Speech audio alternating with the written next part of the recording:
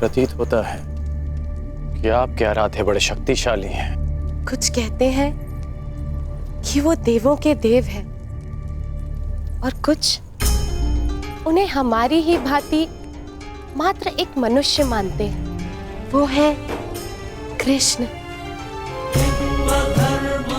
श्याम वर्ण के, जो जीवन के हर अंधकार को समाप्त करने में सक्षम है, जो अपने भक्तों की हर कठिन यात्रा में उनके सारथी है। लीला पुरुषोत्तम मुरलीधर कन्हैया।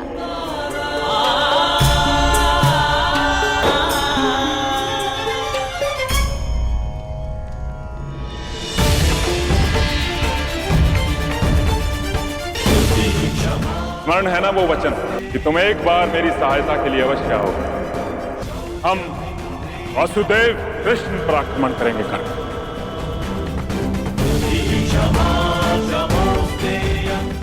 जिसे अपना आदर्श मानकर मैं समाज में परिवर्तन लाना चाहता हूं, उसी वासुदेव से युद्ध कैसे करूं? परंतु जरासंध को दिया वचन भी नहीं तोड़ सकता। मुझे वचन दो मित्र, तुम उस मायावी का मान मर्दन करोगे।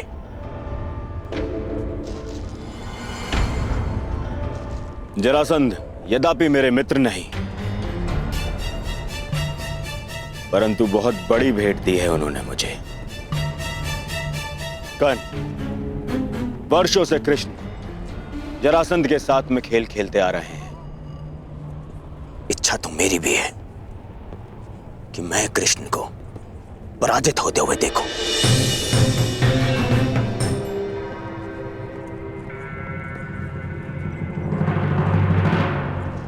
जिसे तुमने आज तक देखा नहीं, उनसे इतनी शत्रुता क्यों मित्र? कई लोग उन्हें ईश्वर मानते हैं, अवतार मानते हैं। यही तो विडंबना है मित्र। मिथ्या बातों को लोग सत्य मान लेते हैं और एक मायावी को ईश्वर। मिथ्या? कृष्ण चरित्र में मिथ्या क्या है मित्र? मिथ्या नहीं है तो और क्या है मित्र? ब्रज से प्रारंभ होकर पूरे भारतवर्ष में यह बात फैली हुई है कि कृष्ण ने राक्षसी पूतना के प्राण पी लिए, उसका वध कर दिया। यह कथा तो माता ने मुझे भी सुनाई थी कि उन्होंने पूतना का वध कर दिया।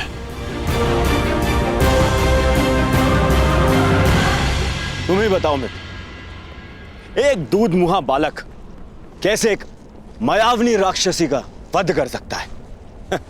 एक दिव्य आत्मा के लिए, एक अवतार के लिए यह असंभव भी नहीं मित्र।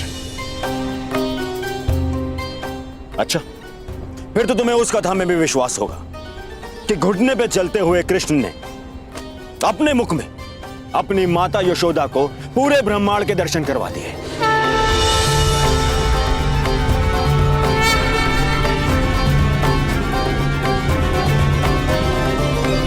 ये सब कुचक्र है मित्र, षड्यंत्र है ये।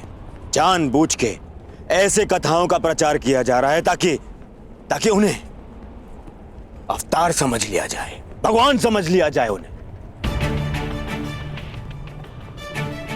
कर्ण, तुम मुस्कुरा रहे हो मित्र, तुम ही बताओ, क्या इन घटनाओं का कोई भी साक्ष्य है जो इन्हें सिद्ध कर सके? मित्र, क्या सत्य है और क्या असत्य है, इस विवाद में मैं नहीं पड़ना चाहता। हो सकता है कि कृष्ण पर विश्वास करने वालों के पास कोई साक्ष्य ना हो, परंतु उनके विरोधियों के पास भी कोई साक्ष्य नहीं। कर्ण, न जाने क्यों आज तुम्हारी बातों में मुझे उस युधिष्ठिर के स्वर सुनाई दे रहे हैं। ऐसा नहीं है मित्र। चलो मान लिया कि यशोदा मां को भ्रम हुआ और माता को अपने पुत्र में ईश्वर का रूप दिखाई देता है, परंतु जब मथुरावासी इंद्र के कोप से पीड़ित थे तब कृष्ण ने अपनी कनिष्का उंगली पर पूरा गोवर्धन पर्वत बढ़ा लिया था। ये सामान्य मनुष्य नहीं हो सकता मित्र।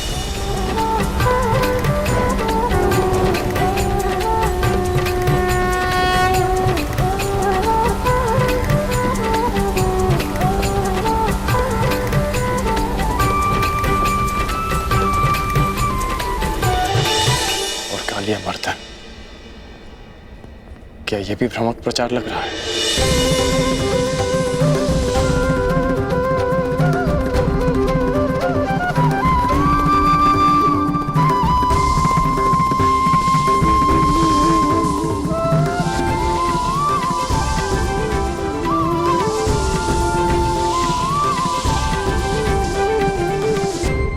और कालिया मर्दन, क्या वो भी एक असत्य प्रचार था मित्र?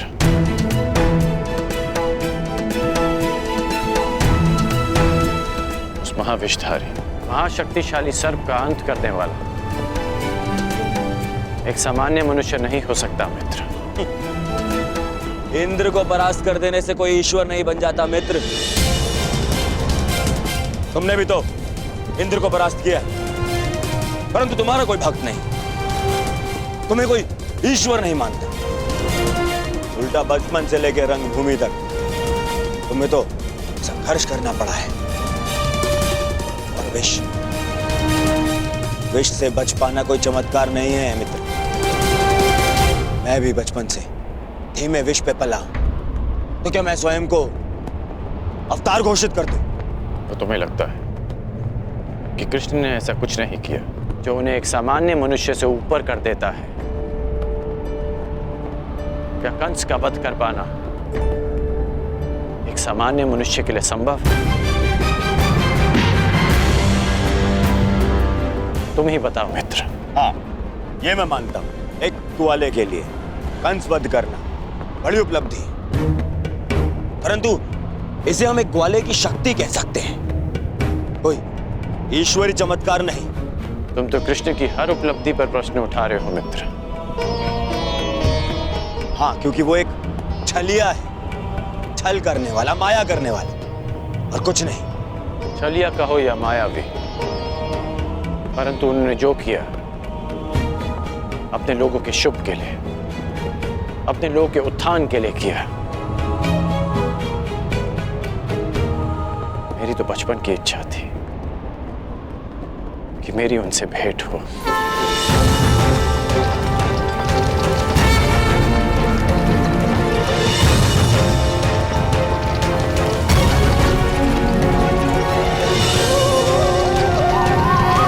जरासंध के कारण ये भेंट तो होगी।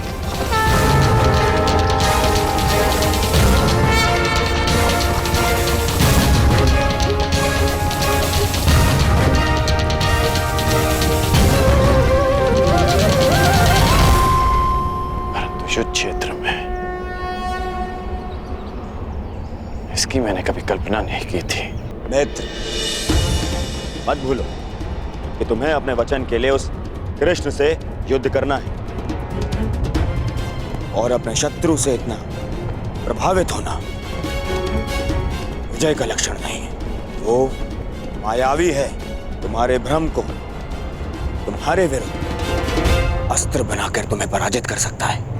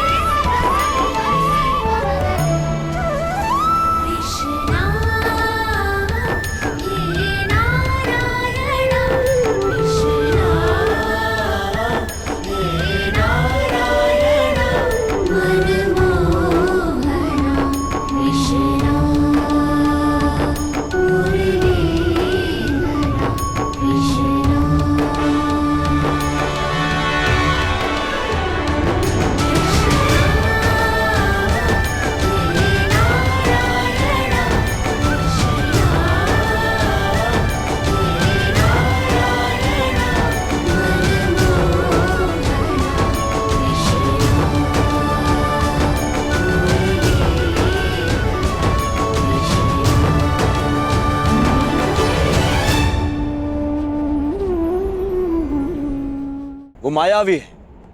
वो जहां अपने पांव रखे वहां सब कुछ परिवर्तित हो जाता है।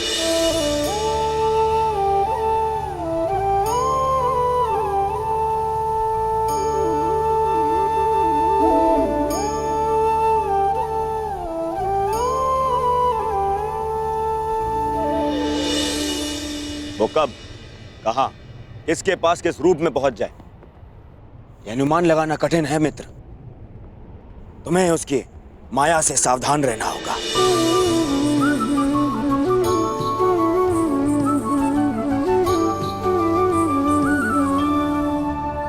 जिनकी प्रशंसा करते आया,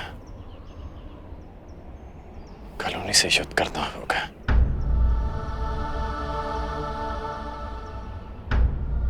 समझ नहीं आता कि क्या करूं।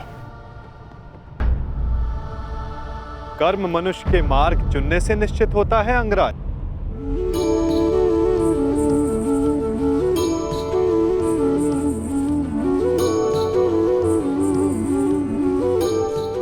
प्रश्न ये करना चाहिए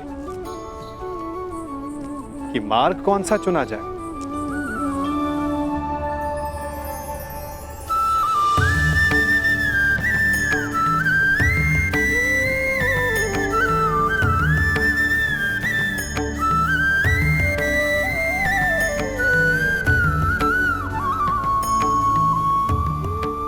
क्योंकि लक्ष्य उत्तम होने पर भी यदि मार्ग अनुचित हो तो लक्ष्य प्राप्ति असंभव है।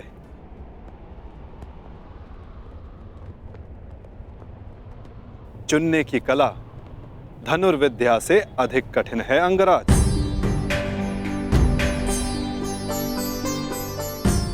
जैसे एक महान योद्धा उचित मार्ग नहीं चुनता तो अनुचित मार्ग उसे चुन लेता है और महान से सामान्य बना देता है।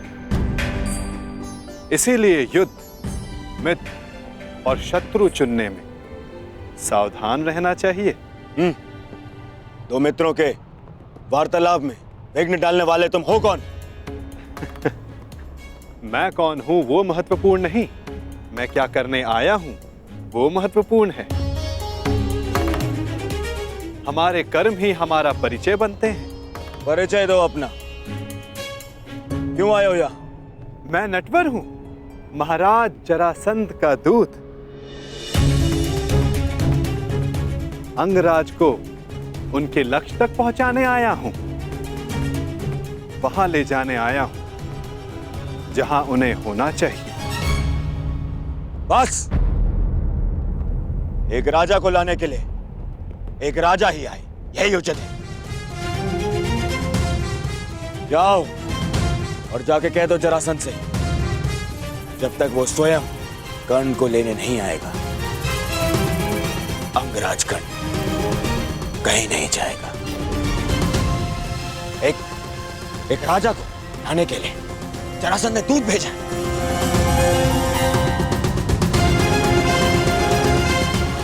ये नियम के विरुद्ध है। नियमों के विषय में हस्तिनापुर के महान राजकुमार दुर्योधन ने एक बात कही है। क्या वो बात आपने नहीं सुनी? क्यों? क्या कहा है कुमार दुर्योधन ने? यही कि नियम वो बनाते हैं जो शासन करते हैं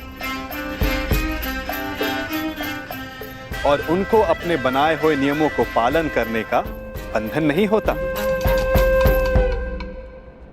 जिस तरह एक नदी अपना मार्ग चुनने से पूर्व किसी से पूछती नहीं, उसी तरह एक शासक अपने बनाए हुए नियमों को बदल सकता है। अब आप ही बताइए महोदय, क्या राजकुमार दुर्योधन ने कुछ अनुचित कहा?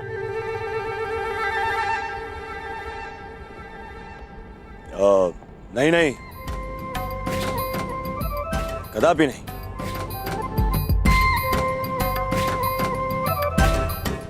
दूत का कार्य है संदेश देना अंगराज, परंतु फिर से कहूंगा, चयन करने का उत्तरदायित्व तो आपका है। आप मेरे साथ आना चुनते हैं या नहीं, ये तो आप पर निर्भर करता है। कर्ण ने यदि कुछ चुना है तो केवल अपने वचन का पालन करना है। मैं तुम्हारे साथ आऊंगा दूत। अहो भाग्य, मैं भी यही चाहता था कि आप मेरे साथ आएं।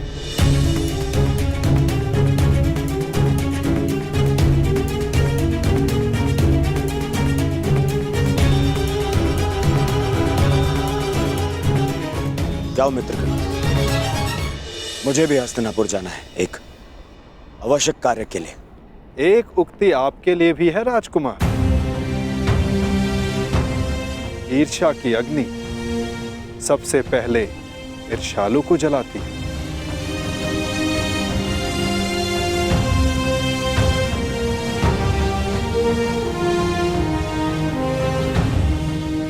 क्या कहा तुमने? बस एक महान पुरुष की उक्ति स्मरण हो आई, सो कह दी। वैसे ये उक्ति राजकुमार दुर्योधन की नहीं है, पर हां, है उन्हीं के लिए।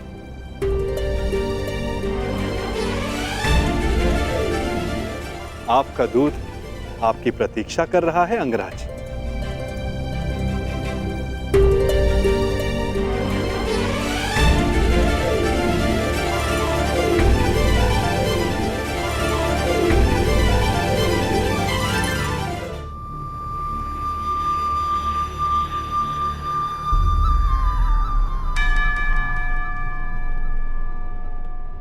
आपको लक्ष्य तक ले जाने का कर्तव्य मेरा है अंगराज। इसलिए रथ के अश्वों को किस दिशा में लेकर जाना है वो मेरे हाथों में। मैं अपना रथ स्वयं चलाना जानता हूं। जानता हूं, परंतु आज आपका सारथी बनने का अधिकार मेरा है। हां,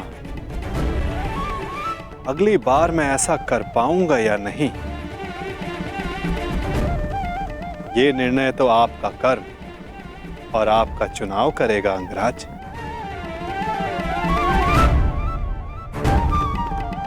चलो नटवर, जरासंध मेरी प्रतीक्षा कर रहे होंगे। प्रतीक्षा केवल प्रारब्ध करता है अंगराज।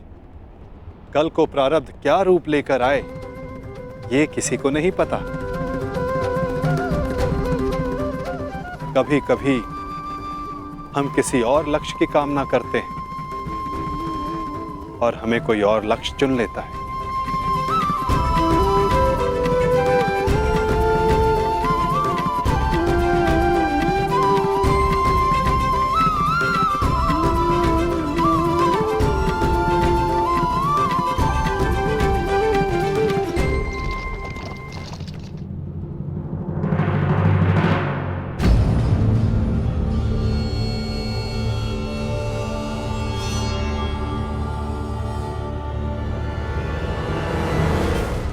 मुझे देख के यूं आश्चर्यचकित ना हो कुमार दुर्योधन।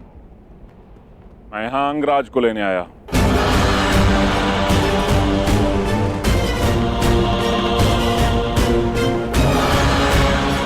परंतु अभी अभी आपका दूत कर्ण को अपने साथ में लेकर गया। दूत?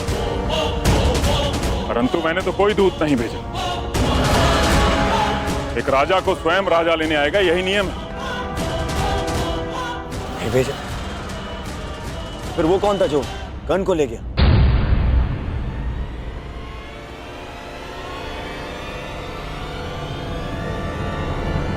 समझ गया, वही छलिया, वही मायावी जो हर बार जरासंध की छाती पर एक और पराजय का घाव कर जाता। कृष्ण, वासुदेव कृष्ण।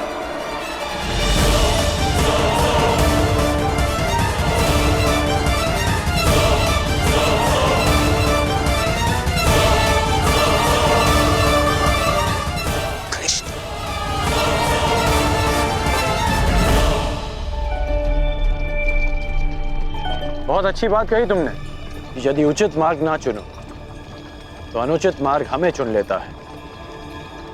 किसने कही हैं ये पंक्तियां? अंगराज प्यासा नदी का मीठा पानी पीता है, उसके उद्गम की खोज नहीं करता। भूखा मीठा फल खाता है, वो फल किस पेड़ पर था उस पर शोध नहीं करता। ठीक उसी प्रकार किसने क्या कहा है वो महत्वपूर्ण नहीं, महत्वपूर्ण कुछ है तो ये कि कही गई बात समझ में आई या नहीं। किसने कहा है उसे ढूंढने निकलोगे तो समझ नहीं आएगा कि क्या करना है। समझ गए ना?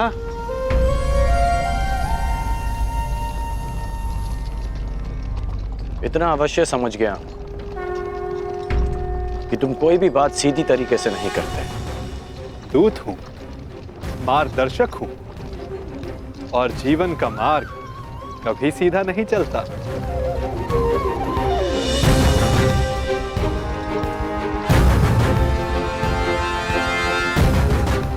पहले भी मैं मगध में आ चुका हूं, परंतु यह मार्ग भिन्न क्यों लग रहा है? निसंदेह आपकी यात्रा इस युग की सबसे रोचक यात्रा होगी अंगराज। इसीलिए इस यात्रा में आपका सहयात्री बनना चुना है मैंने।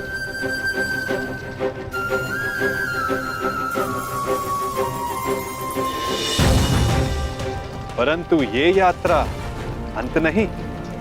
इस यात्रा के पश्चात जीवन का नया मार्ग मिलेगा।